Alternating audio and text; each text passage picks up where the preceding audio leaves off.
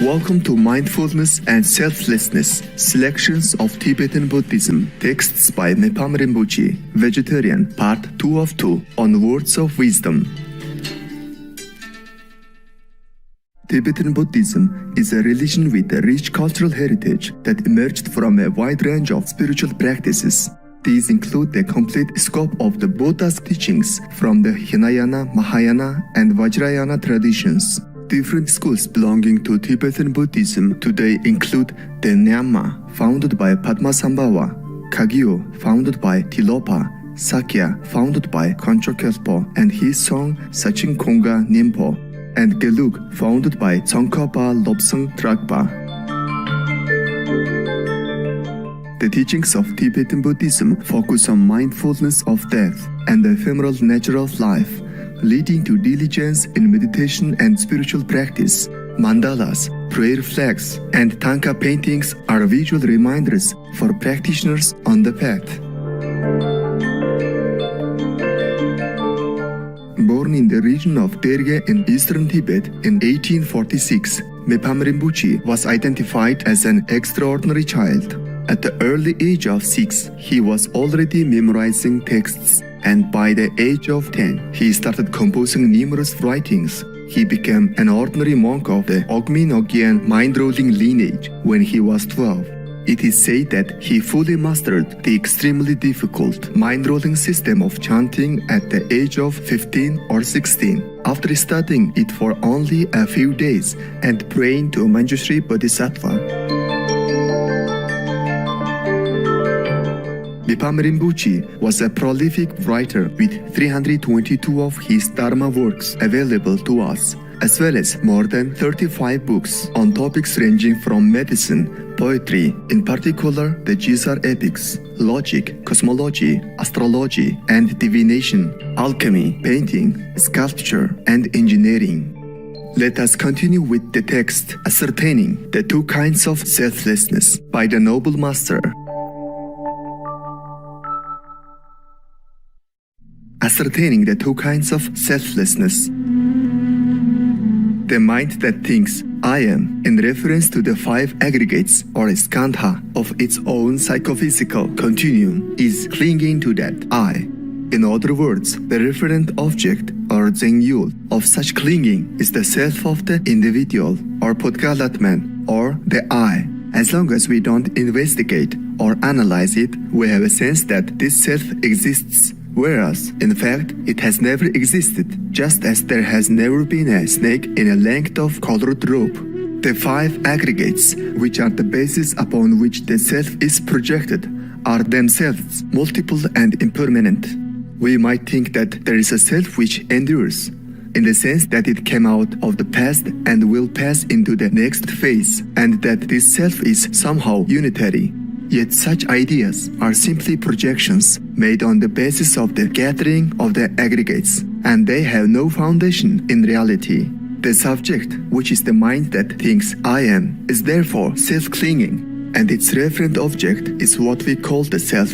Rather like mistaking a length of colored rope for a snake, we simply project the idea of a self onto the aggregates, while the self in fact has no real existence. Understanding this is the view of selflessness.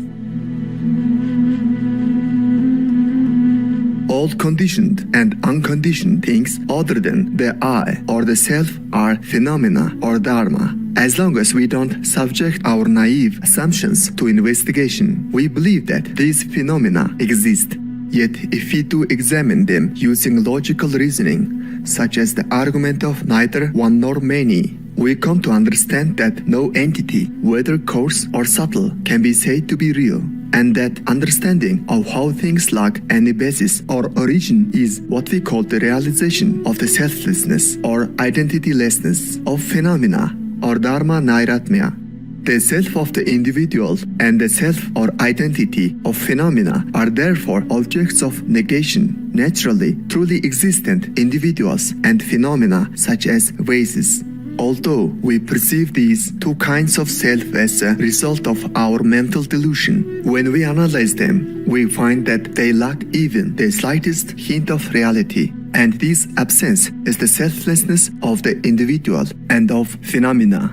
The mind that understands the absence of self in this way is said to realize selflessness.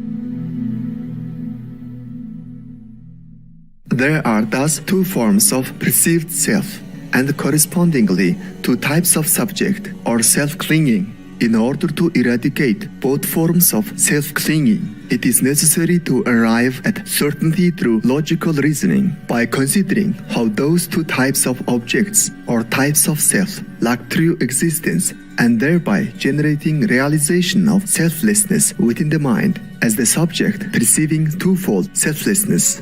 In short, clinging to an I is the source of all mental afflictions or klesa, which are the root of samsara, the cycle of birth, death, and rebirth.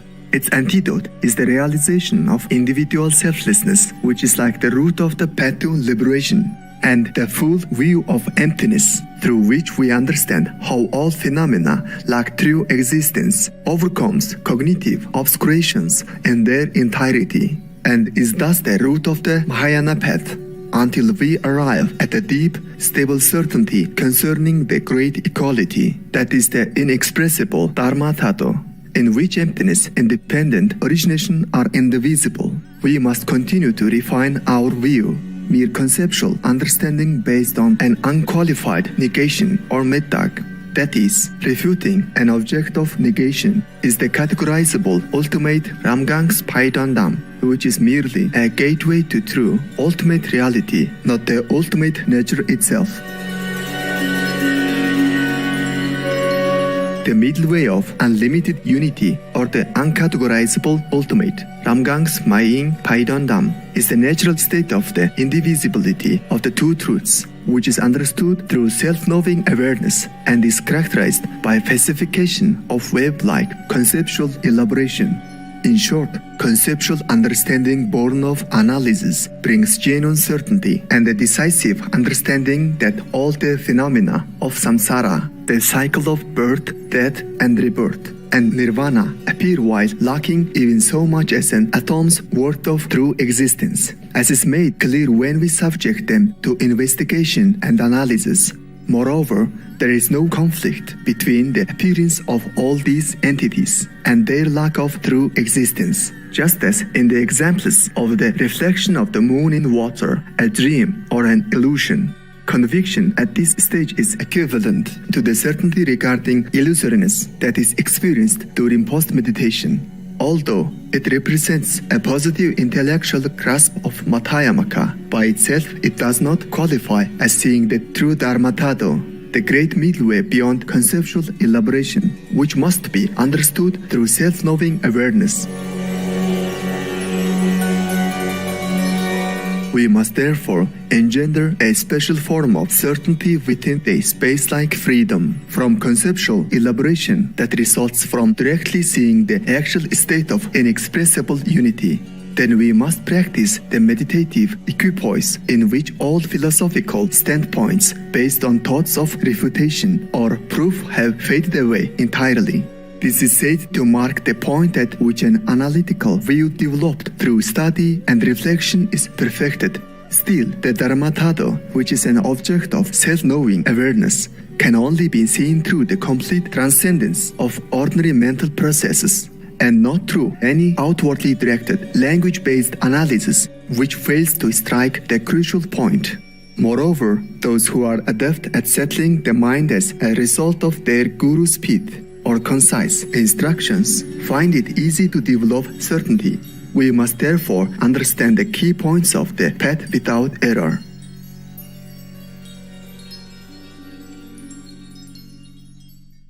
I've hugged old soul pigs with eyes that tell the story of time. I've sung to camels who seem to truly understand my greatest fears. And I consider every dog I've ever had to be my very best friend. They've been my safety blanket, my light in the storm, and have saved my life more times than I can count. Sia Vegetarian. Joyous viewers, it was a delight to have your company today for Words of Wisdom.